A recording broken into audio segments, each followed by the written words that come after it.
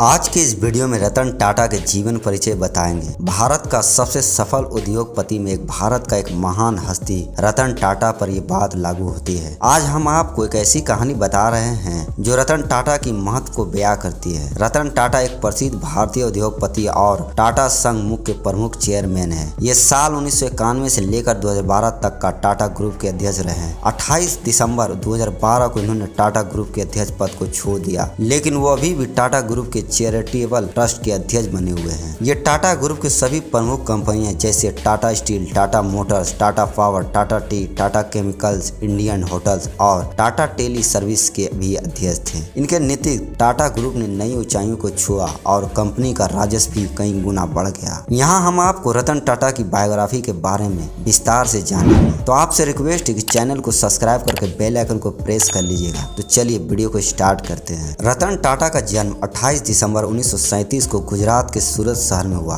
रतन टाटा नवल टाटा के बेटे हैं। इनकी मां का नाम सोनू टाटा है। जब रतन टाटा 10 साल के थे और इनके छोटे भाई जिमी 7 साल के थे, तभी इनके माता पिता 1940 के दशक में एक दूसरे से अलग हो गए थे। इसके बाद दोनों भाइयों का पालन पोषण इनकी दादी नवाज बाई टाटा द्वारा किया गया। रतन टाटा की प्रारंभिक स्कूली शिक्षा मुंबई के कैंपियन स्कूल से हुई और इसके बाद इन्होंने अपने आगे की पढ़ाई आर्किटेक्चर, आर्किटेक्चर इंजीनियरिंग के साथ कॉर्नल विश्वविद्यालय से 1962 में पूरी की। इसके अलावा इन्होंने आवाज बिजनेस स्कूल से सन 1975 में एडवांस मैनेजमेंट प्रोग्राम भी पूरा किया। भारत लौटने से पहले रतन टाटा ने लॉस एंजलिस कॉन्फिया में जोन्स ऑन फोन्स कंपनी में कार्य किया। इन्होंने टाटा ग्रुप के साथ अपने करियर की शुरुआत की 1961 में। शुरुआती दिनों में इन्होंने टाटा स्टील के शॉप फ्लोर पर कार्य किया। कुछ दिनों बाद ये टाटा ग्रुप के अन्य कंपनियों के साथ भी जुड़ गए। साल 1971 में इन्होंने राष्ट्रीय रेडियो और इलेक्ट्रॉनिक कंपनी का नेल्को में प्रभारी निर्देशक नियुक्त किया गया। 1981 में इन्होंने टाटा इंडस्ट्री का अध्यक्ष बनाया गया। साल 1991 में जीआरडी टाटा ग्रुप के अध्यक्ष पद को छोड़ दिया और रतन टाटा अपने उत्तराधिकारी नियुक्त किया। रतन टाटा की सफल की कहानी की बात करें तो बात तब की है जब टाटा ग्रुप ने 1998 में टाटा इंडिका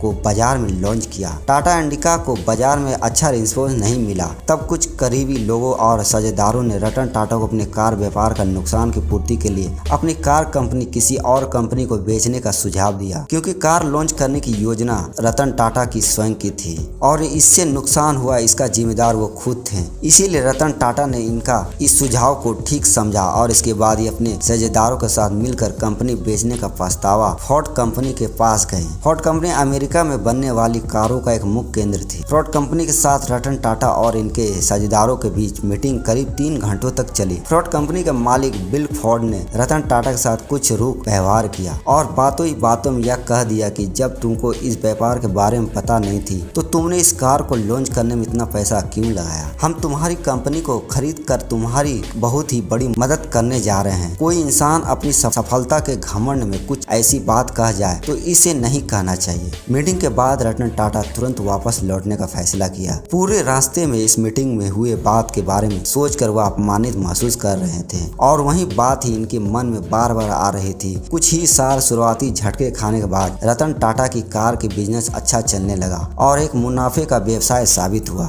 वहीं दूसरी ओर फोर्ड कंपनी बाजार गिर गया था। फोर्ड कंपनी 2008 तक की इनकी दिवाला निकलने की कगार पर थी। तभी रतन टाटा फोर्ड कंपनी के सामने इनकी लग्जरी कार ब्रांड जगुआर और लैंड रोवर की खरीदने की प्रस्ताव रखा। इसके बदले फोर्ड कंपनी को अच्छा खासा दाम देने का प्रस्ताव दिया, क्योंकि बिल फोर्ड पहले ही जगुआर और लैंड रोवर की वजह से काफी घाटा झेल चुके थे और इन्होंने यह प्रस्ताव खुशी खुशी स्वीकार कर लिया। बिल फोर्ड बिल्कुल इसी तरह अपने साझेदारों के साथ बॉम्ब हाउस यानी टाटा समूह के मुख्यालय में पहुंचे। जिस प्रकार रतन टाटा बिल फोर्ड से मिलने के मुख्यालय गए और मीटिंग में यह तय हुआ कि जगुआर और लैंड रोवर ब्रांड 9,300 करोड़ रुपए में टाटा समूह के अधीन होगा, और वैसे ही हुआ। इस बार बिल फोर्ड ने वही बात दोहराई जो इन्होंने पिछली मीटिंग में रतन टाटा से कही थी, लेकिन बात इस बार थोड़ी उल्टी थी। इन्होंने कहा, आप हमारी कंपनी को खरीद कर बहुत ही बड़ा एहसान कर रहे हैं। आज जगुआर और लैंड रोवर टाटा समूह का एक हिस्सा है और बाजार में बेहद मुनाफे के साथ आगे बढ़ रहा है। धन्यवाद। जय हिंद, जय भारत।